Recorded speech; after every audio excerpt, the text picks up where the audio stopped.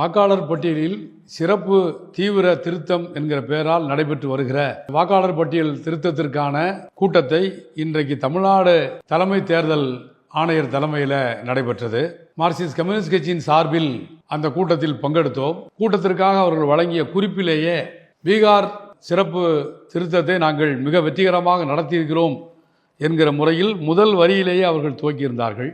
அதனை Marxist communist கட்சி சார்பில் கடுமையான ஆட்சேபனை நாம் தெரிவித்தோம். பீகார் என்பது வெற்றிகரமாக நடைபெற்ற திருத்தம் அல்ல, அது வாக்காளர் பட்டியலினுடைய திருத்தம் என்பதை விட ஜனநாயகத்தினுடைய முகத்தோற்றத்தில் செய்யப்பட்ட திருத்தம் என்பதை அந்த கூட்டத்திலேயே பதிவு செய்தோம். தமிழ்நாட்டில் இன்றைக்கு இருக்கிற நிலைமையில் இந்த கூட்டம் கூட்டப்படுவதற்கு முன்பாக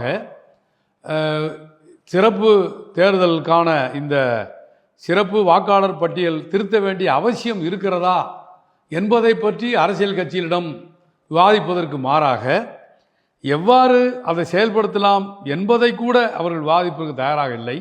அதற்கு மாறாக எப்படி நாங்கள் செயல்படுத்த போகிறோம் என்பதை அரசியல் கட்சிகளை அழைத்து அறிவிக்கிற கூட்டமாகத்தான் நடத்தினார்கள் என்பதற்காக மார்க்சிஸ்ட் கம்யூனிஸ்ட் கட்சியின் கடுமையான கண்டனத்தை அந்த கூட்டத்தில் நாம் பதிவு செய்திருக்கிறோம்.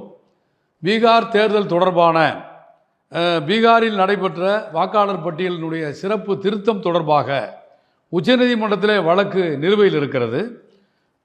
சட்டப்படியாக இது செல்லத்தக்கதா என்பதை குறித்து உச்சநீதிமன்றத்தில் வழக்கு நிலுவையில் இருக்கிற போது இவர்கள் மிக வேகமாக தேர்தல் நடைபெற இருக்கக்கூடிய தமிழ்நாட்டில் அதை அவர்கள் கொண்டு வருவதற்கான நோக்கத்தை பொறுத்தவரை அது நிச்சயமாக தீய நோக்கம்தான் என்பதை நாம் இங்கே குறிப்பிட்டோம்.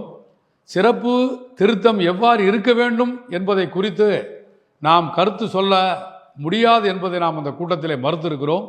காரணம், இந்த சிறப்பு திருத்தம் தமிழகத்தில் இப்போது செய்யப்படக்கூடாது என்பதை மிக அழுத்தமாக மார்க்சிஸ்ட் கட்சி சார்பிலே சுட்டி காமித்திருக்கிறோம். இது ஏறக்குறைய ஒரு 1.5 மாத காலத்தில் இந்த 6 கோடி தமிழ் மக்கள் வாழக்கூடிய இந்த பகுதியில் அவர்களால் எப்படி இதை மேற்கொள்ள முடியும் என்பது நடைமுறை சாத்தியமற்ற பணியாகப்படுகிறது. மிக கடுமையான சூழல், மழை, வெள்ளம் போன்ற பாதிப்புகள் தமிழகத்தில் ஏற்பட்டிருக்கிறது. வருவாய்த்துறையினுடைய முழுமையான கவனமும் இந்த இயற்கை பேரிடரிலிருந்து மக்களை பாதுகாப்பதாக இருக்கிறது. இப்படிப்பட்ட நேரத்தில் வருவாய்த்துறை அதிகாரிகள் இந்த சிறப்பு திருத்த பணியை மேற்கொள்வார்களா, பேரிடரிலிருந்து மக்களை பாதுகாக்கிற பணியில் அவர்கள் ஈடுபடுவார்களா என்ற கேள்வி இருக்கிறது. இந்த திருத்தத்திற்காக அவர் சொல்லப்படக்கூடிய இந்த காலத்தில் தமிழ்நாட்டில் அரையாண்டு தேர்வு மாணவர்களுக்கு நடைபெற இருக்கிறது. அரையாண்டு தேர்வை தொடர்ந்து ஏறத்தாழ ஒரு 8 நாட்கள் வழக்கமாக விடுமுறை விடப்படும்.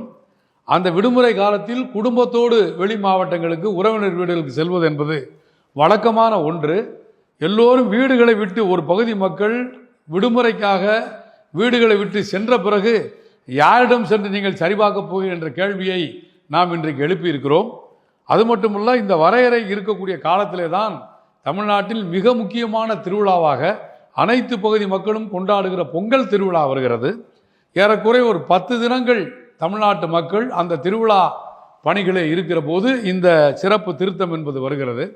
இதையெல்லாம் கணக்கில் கொண்டு பார்க்கிற போது தமிழ்நாட்டு மக்களுக்கு இந்த சிறப்பு திருத்தம் என்பது வேண்டியவர்களை, தனக்கு ஆதரவாளர்களை சேர்த்து எதிரானவர்களை நீக்குகிற ஒரு திருத்தமாகத்தான் இருக்க முடியுமே தவிர இது எந்த வகையிலும் ஜனநாயகத்தை வலுப்படுத்துகிற ஒரு திருத்தமாக இருக்க முடியாது என்பதை மார்க்சிஸ்ட் கம்யூனிஸ்ட் கட்சி சார்பில் மிக அழுத்தமாக இன்றைக்கு நடைபெற்ற கூட்டத்திலே நாம் பதிவு செய்திருக்கிறோம்.